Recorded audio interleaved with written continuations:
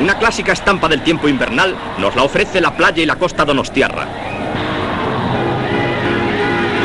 El mar se alborota y las guerrillas de las olas van avanzando con aire cada vez más amenazante.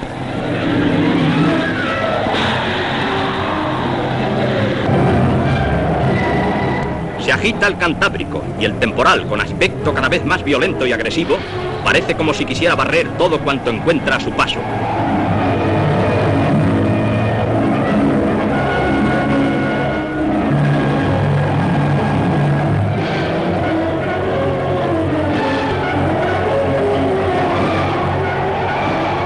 El agua rompe contra las escolleras y bate los paseos, inundando las calles.